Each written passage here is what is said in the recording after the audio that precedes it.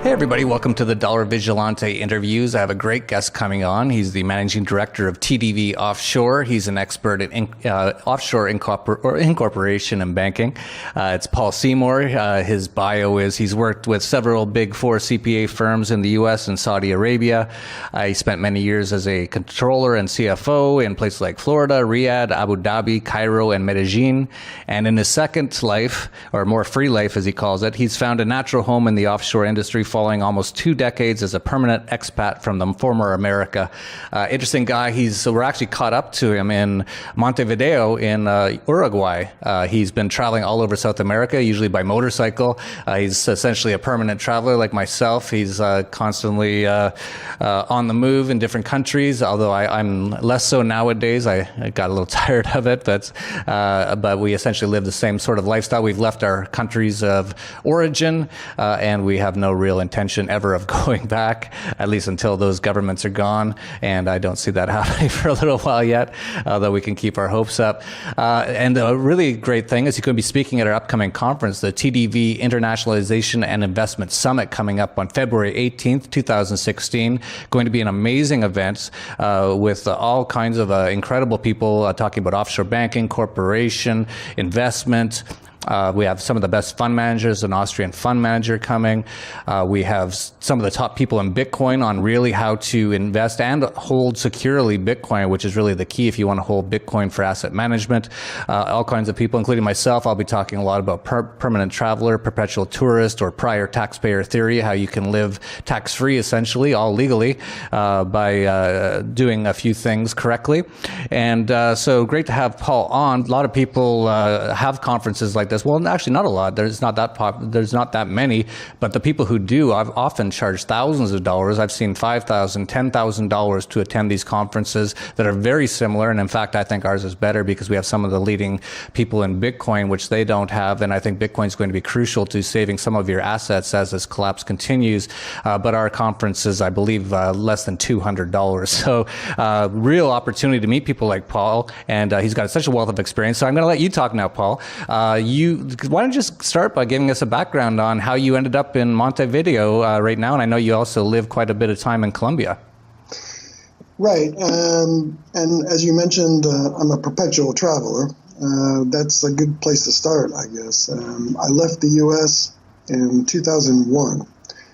And in fact, before September 11th, 2001, and I was over in Saudi Arabia working with PricewaterhouseCoopers. I had a lot of clients over there that are pretty spooky, to be honest. Lockheed Martin, a lot of companies that are doing things that, they're getting a rubber stamp from the big four firms, but that's another topic. One of my biggest clients was Lucent Technologies. I ended up working with them as the regional controller in Abu Dhabi, Riyadh, and Cairo. And it was interesting. What it did is got me started. It got me out of the United States to start with. It gave me a chance to bank a few bucks because it's tax-free over there. I learned what the meaning of tax-free is, and also having my expenses paid didn't hurt. And banking a few bucks. And the first thing I did was open a Swiss bank account. I was married at the time to a Colombian Swiss girl who I met in Florida. Who had ties, some friends in Zurich. In fact, she used to work at UBS, so opening the UBS account was pretty easy, even without going there at the time. This is back in 2001. So I guess, going back 15 years, I've been living the life that a lot of our current clients are trying to move into. And it's very interesting to me. I love it. I love helping people get into this. As you alluded to in your introduction, it's not as difficult as people think it is, and it's not as expensive as people think it is. Yeah, I was just going to say that that is one of the things that I hear a lot. And I've been a perpetual traveler, prior taxpayer for about well over 10 years, essentially 15 years.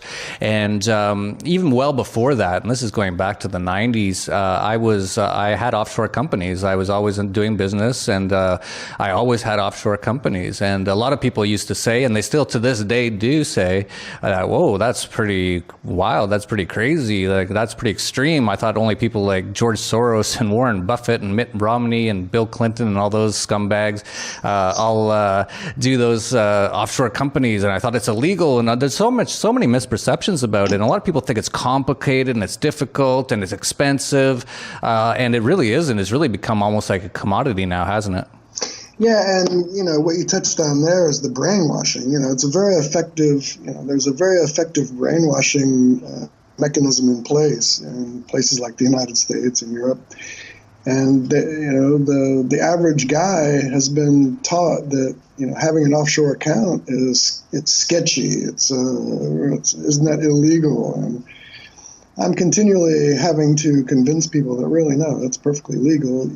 Even in the United States today, you can do what you want to with your own money, believe it or not. I mean, it'll be tracked probably, but you still can do what you want to. Yes. Sure. If you accumulate more than $10,000 offshore, you're supposed to tell the fatherland, back in Washington, exactly where it is, exactly how much you have, etc.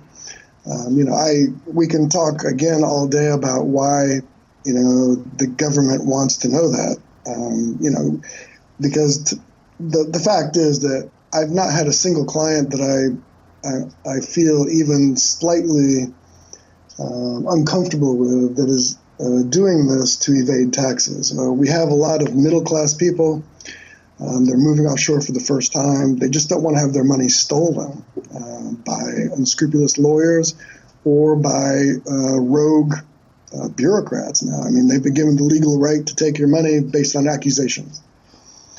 That's the world we live in today, and what we do is help people avoid that.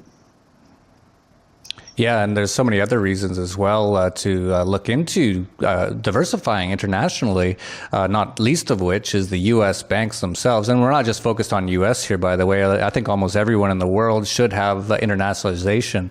But the U.S. banks are some of the most leveraged banks in the world. They almost completely collapsed in 2008. It was only Ben Bernanke and his magic helicopter printing press that kept it going a little while longer. And now they're even more leveraged and more in debt, and everyone is more in debt. And we've seen in Cyprus what happened. They took 50% of people's money. Greece, they closed the bank accounts. Many of people in those places, and talk about Argentina, which I don't know if you've been in recently. I know you've been around that area. It's been very difficult to transact with currencies. So it's, you can imagine if you were living in Greece, how nice it would have been to have a bank account somewhere outside of Greece this year. Yeah, it's funny you mentioned that. In fact, I was in Buenos Aires 2 or 3 days ago, and I got there the day that the new president took office. Crazy Christina's out, in case you hadn't heard. Yeah, of course. Okay, and they used to have the pesos azules, the black market for pesos. They were called blue pesos, and literally, the official rate was 8-1. The peso, you could go down to Florida Avenue, which was known as Intercambio Avenue, and go to an actual shop and get pesos at 14-1, thereby reducing your cost of living by 40%. It was crazy, but that's gone now overnight. Anyway, and I also had friends in Switzerland who back in 2008 were very, very nervous. The system almost collapsed completely in 2008. I don't think most Americans are aware of how close it came. The Swiss are actually at the center of this as much as anyone in Wall Street. And we came right to the abyss, and printing however many $1 trillion the Fed has printed, I don't think that's going to happen again. And therefore, that's the bailout. And therefore, since that's really not feasible to be done again, and as anyone who's paying attention can see, we're headed for a similar situation. Therefore, we're going to be looking at a bail-in. So, right, moving your money offshore out of U.S. institutions, European institutions, banks with a cash ratio or a cash reserve ratio of cash to deposits. For every dollar of deposits they take, what do they keep in cash on hand to give to you, the depositor? In the U.S. and Europe, that's 3, 4, 5%. And the banks that we use offshore, privately managed banks who don't have a U.S. footprint, they don't have a branch in the U.S. or the EU, which keeps them as at arm's length as is possible in today's world with FATCA and the OECD pressure that's going on right now. The world is changing rapidly, Jeff. But they have 70 to 80% cash to deposits. Therefore, they can even suffer an attack by the Fed banksters and withstand it, which I've seen with the St. Vincent Bank for the last 2 years. Yeah, absolutely. And you mentioned earlier that not a lot of your clients, I think you said all your clients, none of them are really doing it to avoid taxes, to get an offshore corporation or an offshore bank account. But there is definitely potential tax advantages to doing so. Even if you are an American, of course, you have to report that you have it and stuff like that. But you can use these sort of ways to at least give yourself some advantages tax related by putting certain structuring your companies or things that you do in certain ways. And of course, for non-Americans, which are much, much more free in almost every way, you have many more options because most countries, it's mostly just the U.S. that has a worldwide income tax. So even if you don't live in the U.S., if you were born there, no matter what, even if you moved the first day you're born and you lived in wherever, it doesn't matter, lived in China for the rest of your life, the IRS thinks of you as being their tax slave, and they want income tax for every year that you're alive.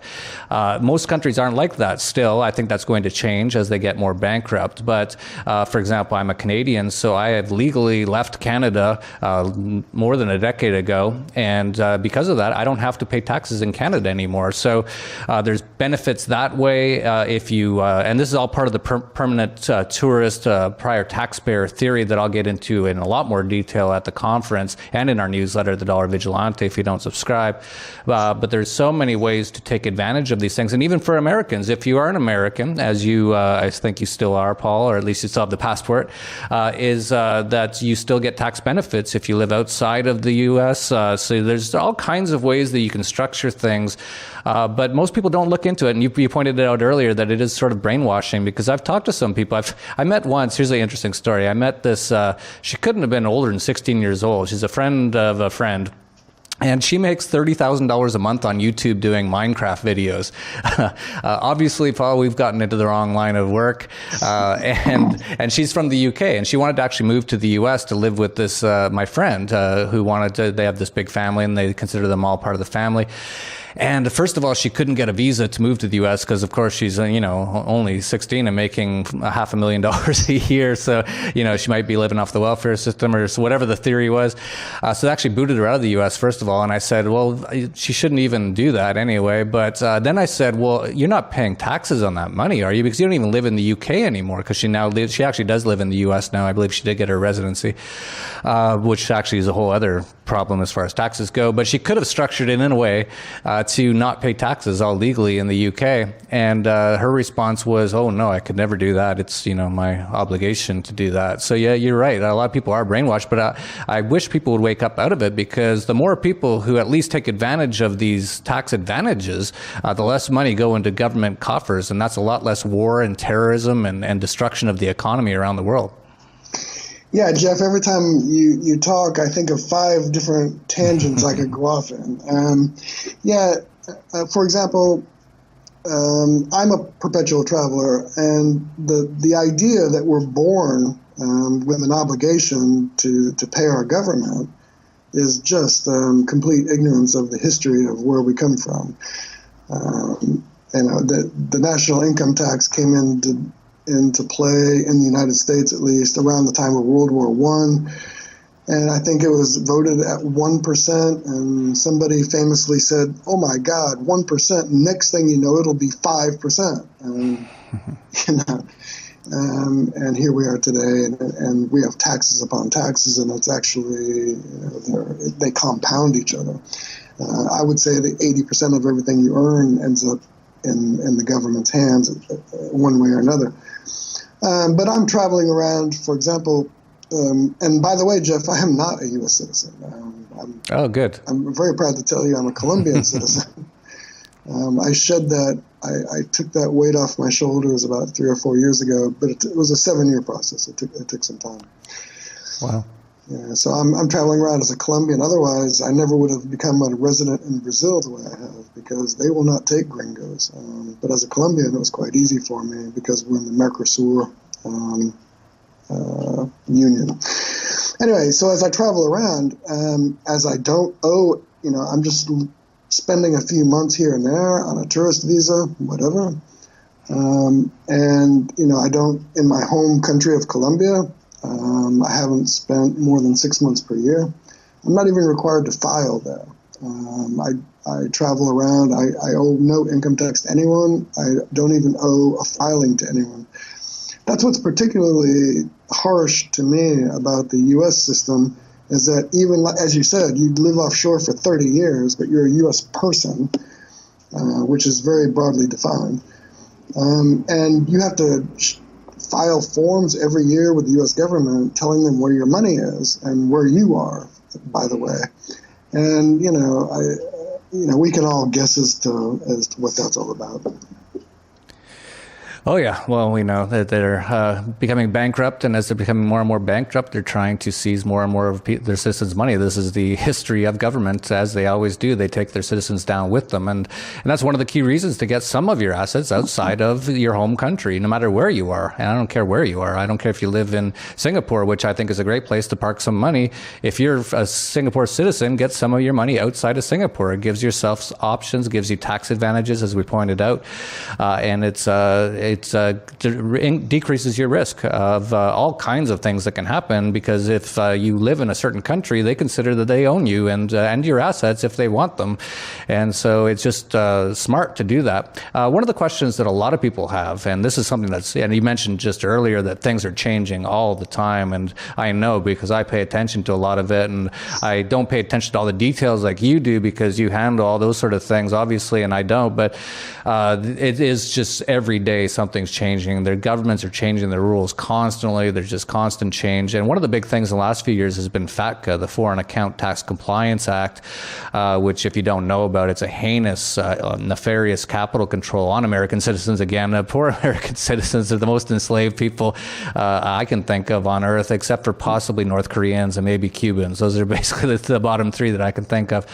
But this FATCA has been a real problem for Americans. We've heard, you put on the Dollar Vigilante site numerous horror stories of people just having so many problems. Americans, it's getting harder and harder for them to move their money offshore. What would you say to Americans?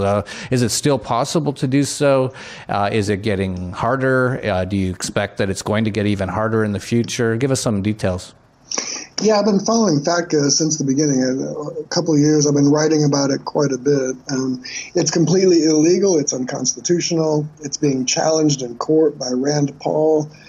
He's got a lawyer pushing his lawsuit. He's got some other senators on his side sponsoring the lawsuit. And the lawyer who is doing it was able to push through Citizens United, which, to me was a horrible, anti-constitutional law. But the fact is that if he could get that through the Supreme Court, he can do just about anything. So I think FATCA's got a limited lifespan, but the problem is that the way the U.S. government operates, and they're not stupid people, and they're quite slimy. And what they've done is they've pushed us down the throats of the banks in a completely illegal manner. I know of a couple of banks who said, screw you, it goes against our Constitution. I can't possibly live up to FATCA without going against the laws of my own country.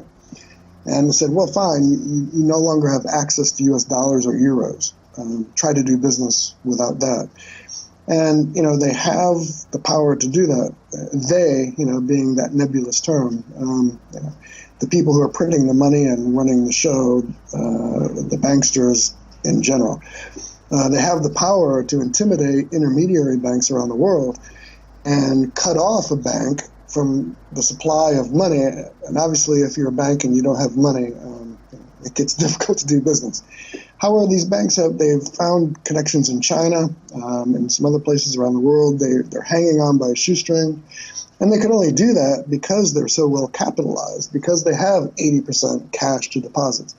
An American bank, one of these too big to fail banks with 3% cash to deposits, would live about half a day like that.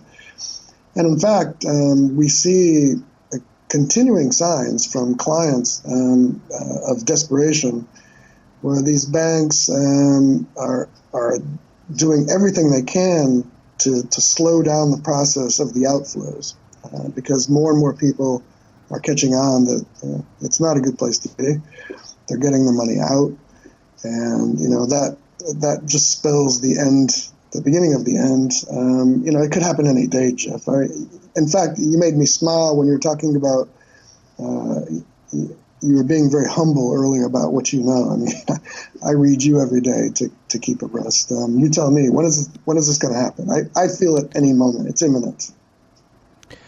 Yeah, it's just getting worse and worse. I don't know if there's going to be an actual end date where there's that's the day that goes in the history books as the total collapse, or it just gets worse and worse until it just sort of just dissolves, really. And we hopefully move on to a better system and more free market, and these governments collapse, these central banks collapse. I'm obviously getting very optimistic and hopeful here by saying that, but I think it is quite possible, and I think Bitcoin is going to be one of the reasons.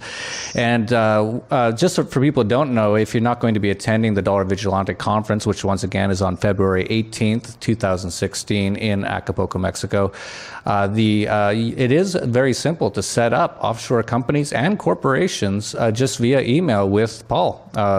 Many people think it's very complicated. It's not. Maybe you can just give for a few seconds, Paul, on just the process of setting these things up. Most of this can be done from the comfort of your own home. Yeah, in fact, an initial phone call lasts about 10 minutes because we run out of things to say, because it's so simple to do. I need a notarized copy of an ID, a notarized copy of a proof of address, which can be a utility bill, could be a bank statement, anything that ties your name to a physical address, which is dated within 3 months. Those two documents, I can form a company, form a bank account in the name of that company in two separate jurisdictions, both of them which respect due privacy and due process of law still, which is an anomaly, and also get you an international card from yet a separate jurisdiction and separate institution, which will give you easy access. I don't care where you are. You're in Nebraska, you're in China. We have clients all over. I mean, we have clients in Malaysia, Indonesia, Costa Rica, Argentina. You take that card and you put it in your local ATM machine. It gives you the local currency. Think about this. I mean, if you're if you're in the U.S., I mean, people are traveling there all the time from all over the world. There are Chinese tourists dropping in with their Chinese bank cards and pulling out money out of U.S. ATM machines. I mean, it's no different for you. If you have an international account. And what's really amazing is that, you give me those two documents via email and pay $2,400, and it's done within 2 to 3 weeks. We'll have instructions to wire the money to your offshore account. You'll be able to sleep better at night, I believe. We also do self-directed IRAs. If you have an IRA, you should really, really think hard about very quickly moving it out, because there's something like 16 trillion in retirement accounts in the U.S. and U.S. institutions, and Congress is drooling. You're one executive order away from being converted to U.S. bonds, and that's effective confiscation. As Ron Paul says, it's going to happen, and the U.S. bonds are worthless in his words. I'll take his word for it, considering his past. In addition to that, you might want to think about the added protection of an offshore foundation or trust. Yeah, talking about the IRAs, I almost forgot about that. That's such an easy thing for a lot of people to do that most people just don't think about. If you have an IRA in the U.S., you're very limited in what you can invest in. It's usually just mutual funds and things like that. And if you wanted to invest in something offshore or international, which is where most of the opportunity is today, you're not allowed to. And if you want to own things like gold or silver, you're not allowed to in a traditional IRA. With a self-directed IRA, you can pretty much own almost anything. You could own a racehorses in Dubai if you wanted. You can own property, which is really interesting thing that most people don't know about or haven't even thought about. Is you could actually, if one of the things that you're thinking is you'd like to have some property outside of your home country. For example, if you live in the U.S. and you think, okay, it'd be nice to have a place just in case I need it in Argentina, which actually I think is probably going to be a great place to be buying in the coming years anyway, and very cheap at the moment. You can't do that with your IRA, but if you just move it to a self-directed IRA, which isn't very difficult and not very expensive, you can actually purchase real estate in other countries with your IRA funds. And if the government does, and I say if, and what I mean is when, they start to confiscate those funds and try to put them all into U.S. government bonds, and this will all be happening quite soon, I think. Maybe possibly quite this year, as the U.S. government starts to really go off the rails, as the dollar really starts to collapse, as the entire system's on a needle's edge, as you mentioned, Paul. What they've already talked about, Barack Obama's mentioned numerous times, is they already started something called My IRA, which is when Barack Obama says My IRA, he's serious about it. And what they plan to do is just put you into U.S. government bonds. U.S. government bonds currently pay about 0.25%, or actually it's a little bit more than that, but that's what the Federal Reserve interest rate is, and the actual amount of inflation in the U.S. is actually higher than that. It's much higher than what they actually report. It's actually around 6% right now of money printing, the increase in the money supply. So if you're making 2% on a bond, you're losing 4% a year. They'll soon be going to negative interest rates, so then you'll be paying them to lend them your money, and you'll be stuck in it. So you'll be probably making less than 10%, or you'll actually be losing 10% a year at that point once inflation goes up and once they go into negative interest rates. So they take you about 7 years compound interest related to lose pretty much everything. And what you'd still have your treasury bond that would still say $100,000 on it, but it won't buy you a Big Mac. And that's exactly what's going to happen. So but doing a self-directed IRA, which is very easy, and Paul can help you do that, you can put that money and put it into something, into property in Argentina. And that's very hard for Barack Obama to make you bring back and to put into treasury bonds. Beautiful, Jeff. I mean, that was very well said. And you led me to the point that this is a no-brainer. I mean, really, people are brainwashed. Again, we get into brainwashing because people are so programmed. People are very, very willing. This is my favorite analogy to point this out. That people have two cars. The average American family, I don't know about in Europe. Maybe only one car in Europe per family, or 1.3. In America, it's more around 2. And people are brainwashed into believing or knowing that what they have to do is spend about $6,000 or $7,000 a year every year to insure that depreciable asset. Even though the value of the car goes down every year, your insurance premiums don't. And yet, you'd say, well, for $2,400, you could insure your liquid savings, life savings, for a one-time fee of $2,500 and ongoing fees of about $1,000. And people just don't get that. Can you help me with that, Jeff? I don't get it. I don't know how to unbrainwash people. I've tried for about a decade. All I do is I just keep talking. Eventually people will figure it out, but it doesn't happen just in one video. They're not going to although there might be someone watching right now on YouTube and he goes, oh my God, I just realized I'm a slave. But it is actually happening. I don't know if you've seen it, Paul, but I've seen more and more. I think it's thanks to the internet, people starting to get an awareness of just how much this system really owns them, which George Carlin tried to tell them. There's George Carlin, the comedian, that millions of people watched and loved, and he was telling them they own you, and most people just thought it was a funny joke. No, it's true. That's why it's funny. But we can only help whoever wants help, and that's, I think, wasn't that in the Bible or some old saying that you can only help those who want to be helped or want to help themselves, I guess is probably the saying. I'm going to constant butcher of quotes. But all we can do is try to help. And I think I know you're passionate about it because you see the system as it is. You see it as being what it is, evil. It's an evil, tyrannical system that owns people and turns them into slaves that essentially work their entire lives just to die and then get the death tax. Just tax, just take all their money constantly. And then whatever's not taken from them, they use the central banks to inflate away. And most people don't even know that happens, the hidden tax.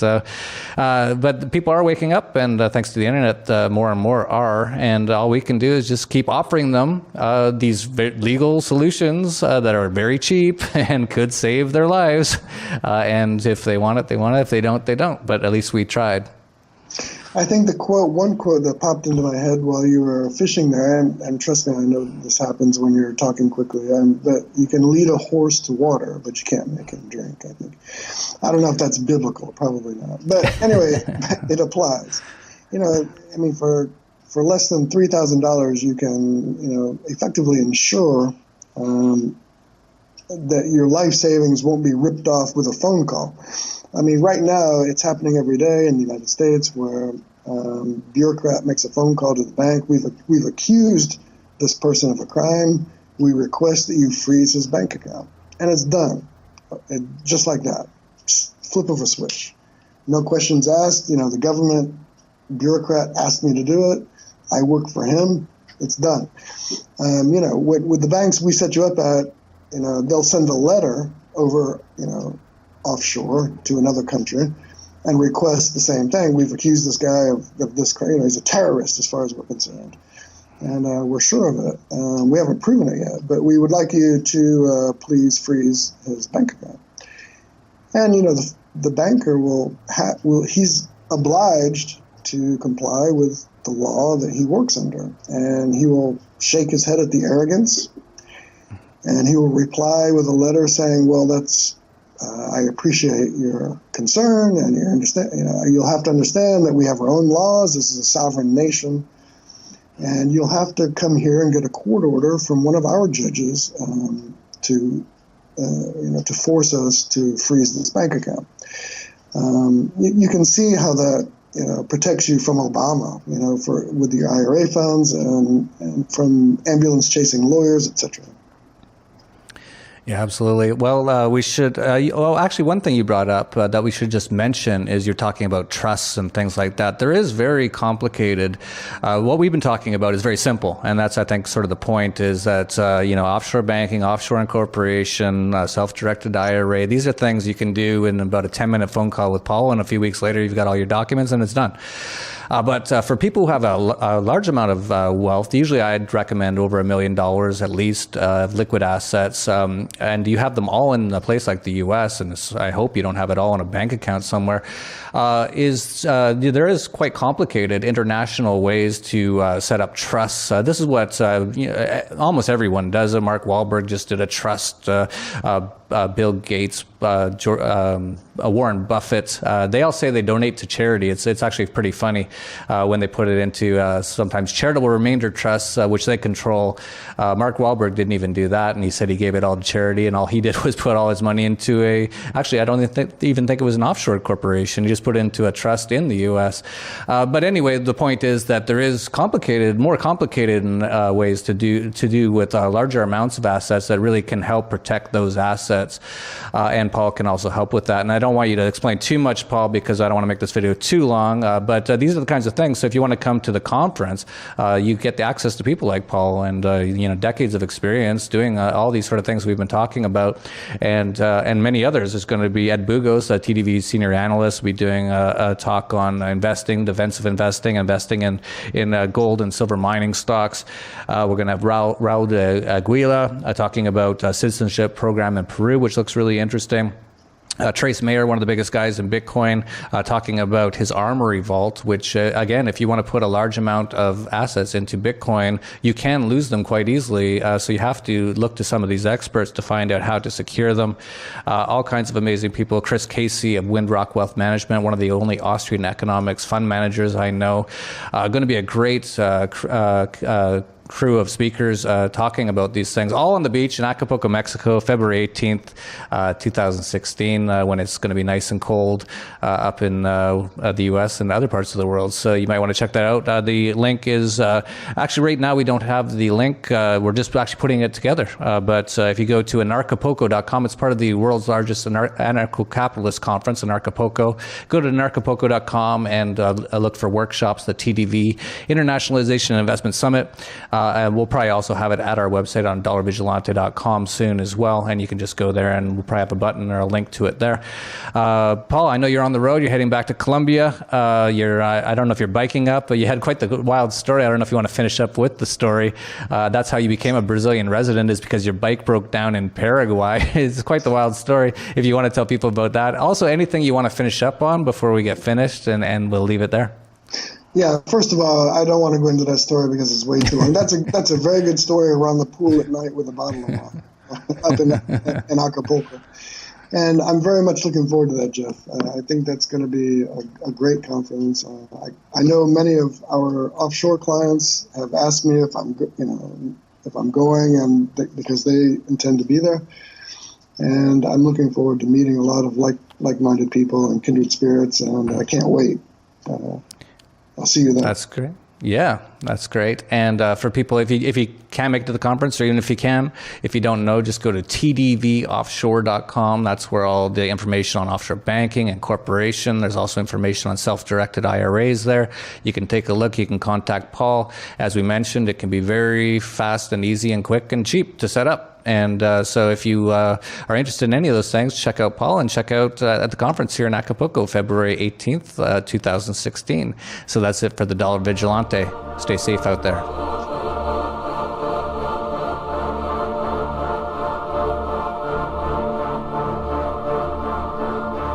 You have all the major central banks, Japan, UK, Europe, America, all printing staggering amounts of money. The people who are getting that money, Jeff, are very happy, and their friends are very happy. I believe in 2020 that we will be back into a rip-roaring, snorting bull market. They may increase interest rates by 0.25% to kind of prove to the world how responsible they are. Government is always mankind's biggest enemy throughout human history. It always has been. It's what destroyed Rome. It's what every empire has collapsed, and every war and all the billions of people have been killed. It's all due to government. So it is always our enemy.